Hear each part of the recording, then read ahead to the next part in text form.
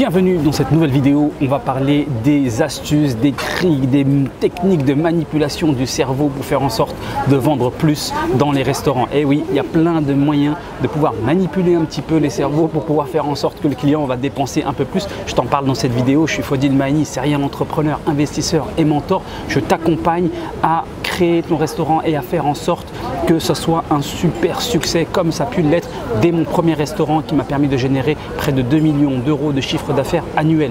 Donc je te disais, il y a tout un tas de listes, tout un tas de techniques pour pouvoir, on va dire, faire en sorte, influencer le comportement du consommateur, du client, pour qu'il ait tendance à acheter un peu plus ou à acheter dans le sens de ce que nous on souhaite. Alors je vais te les lister à présent. La première technique, on va dire, le premier trick que tu peux voir dans les restaurants, dans les restaurants, chaînes de restaurants, les trucs vraiment professionnels, c'est que dans les cartes, tu verras très rarement, lorsque tu as les produits dans le menu, tu as les produits avec les prix, tu trouveras très rarement que les prix sont indiqués avec le signe du dollar ou de l'euro ou de la devise, de la monnaie en l'occurrence. Donc l'euro, tu le verras très rarement. Pourquoi? Parce qu'en fait, eh bien, dès qu'on voit le signe de la monnaie, tout de suite, ça a tendance à nous rappeler que ça va être une dépense. Donc en tant que consommateur, on va avoir un réflexe lorsqu'on voit ce signe-là à ralentir un petit peu, à se freiner un petit peu. Donc très souvent dans les cartes, dans les menus,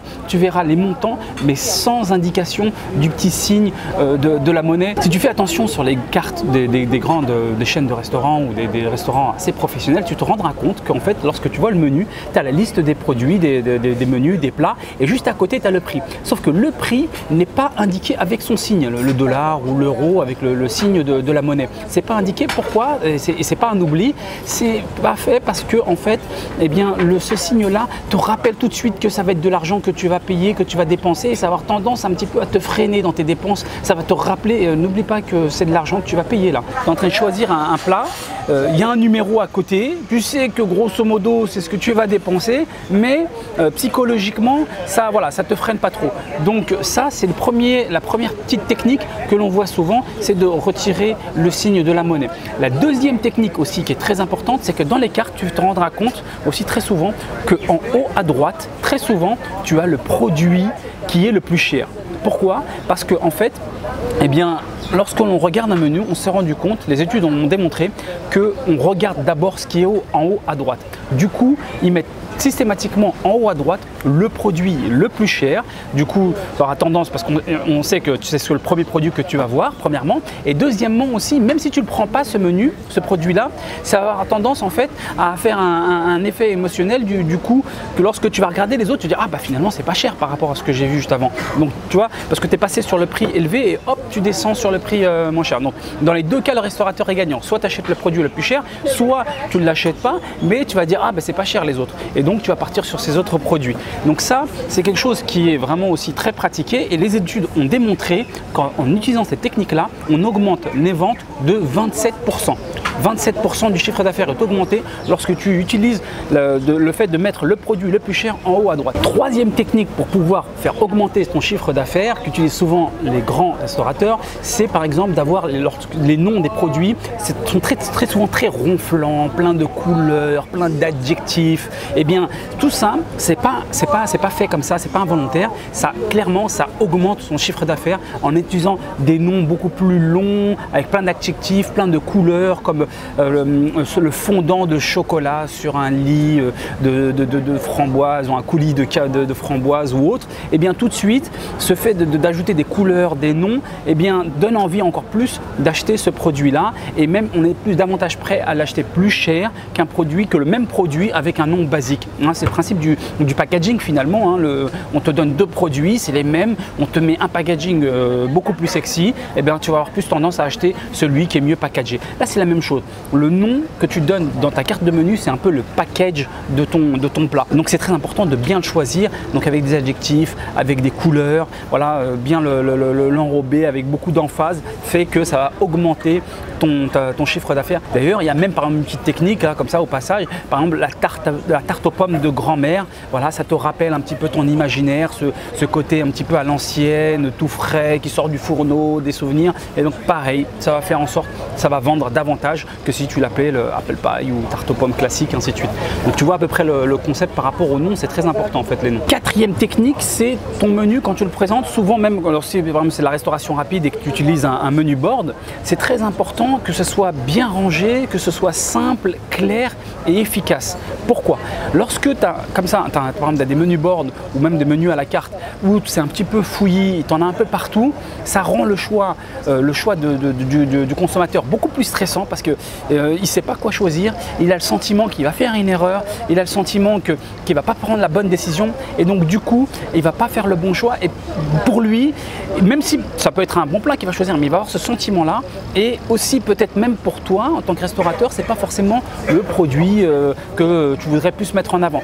Je pense que ce qui est très important là-dessus, c'est d'essayer déjà d'éviter d'en mettre trop pour rien du tout, ok, et ensuite de simplifier. Par exemple, si tu as une différente gamme de produits, bien les regrouper ensemble avec des couleurs différentes. Voilà, on sait que les salades c'est ici, les burgers admettons c'est là, les plats c'est ici. Donc là on a différentes familles de produits. Dans cette famille de produits avec des couleurs différentes, donc facilement identifiables, je vois bien que je peux retrouver facilement ce que je veux. Aujourd'hui j'ai pas envie de manger ci, j'ai pas envie de manger ça, donc je regarde uniquement cette famille de produits là. Là j'ai 3-4 variantes dans cette famille de produits avec bien sûr idéalement des photos pour chaque pour qu'on puisse visuellement bien voir de quoi il s'agit. Voilà. Et là, tu rends le choix de décision beaucoup moins stressant, beaucoup plus cool, plus efficace parce que c'est moins long et même toi pour ton temps d'attente. Si par exemple, la commande elle se fait en caisse, admettons, eh bien ça fluidifie ta file d'attente, c'est beaucoup plus efficace. Autre petite technique sur laquelle tu peux jouer, c'est sur la taille de tes plats. Ça peut paraître évident, plus c'est petit, plus tu as l'impression que c'est copieux. La même quantité sur un petit plat, tu as l'impression que ça déborde, que c'est copieux, que limite tu as trop mangé, ainsi de suite. Donc, et de la même façon, tu as pu le voir dans la grande cuisine, dans la grande restauration, souvent les plats sont très grands et donc du coup on a l'impression que c'est tout petit. Parfois c'est des petites portions, mais parfois c'est juste une impression. Pourquoi? Parce que en fait, ça dépend de ce que tu veux faire. Si par exemple tu as un buffet, ou tu sais du buffet à volonté, ce que tu vas faire, tu vas avoir tendance naturellement à faire des petits plats, des petites assiettes pour que tout de suite le consommateur a l'impression d'avoir bien mangé, d'avoir mangé copieusement et en plus ça l'oblige, s'il doit se resservir, de faire plus d'aller-retour parce que l'assiette est plus petite. En revanche, dans la grande restauration, la restauration traditionnelle, on va avoir des plus grandes assiettes, même si parfois, encore une fois, les proportions sont parfois petites, mais parfois même si elles ne le sont pas forcément, ça fait que en fait, tu vas prendre une entrée, et bien ce qui va se passer, c'est que visuellement, ton cerveau il va envoyer un message comme si que l'assiette, un petit peu, ça représentait ton estomac, et que on va lui servir l'entrée, on va avoir l'impression que cette entrée qui est toute petite dans ce grand plat, eh bien, il y a encore de la place, comme si que, en fait, la taille de l'assiette était la taille de ton estomac, donc il y a encore plein de place à rajouter tout autour. Et donc, du coup, il va ajouter un plat et puis ensuite, il va commander un dessert parce qu'effectivement, il y a encore de la place à remplir dans ce grand plat qui représente quelque part un petit peu la taille de ton estomac. C'est un peu le message qui est envoyé, hein, même si ce n'est pas la réalité, bien entendu, mais c'est le message qui est envoyé et c'est ce qui va faire que tu vas vouloir commander davantage. Donc c'est pour ça que dans la grande restauration, très souvent, on a des grands plats et en général, arrivé au dessert, là, ça va être plus petit parce que bon, il n'y a pas d'autre étape après le dessert, éventuellement le café. Donc voilà. Donc ça, c'est aussi un trick, c'est aussi une astuce sur laquelle tu peux jouer par rapport au fait, si tu veux que tes clients commandent d'autres menus ou pas. Enfin, dernière technique, ça va être la musique et la luminosité. Eh bien, tu peux aussi jouer là-dessus, ça va influencer le comportement de ton client, de tes consommateurs.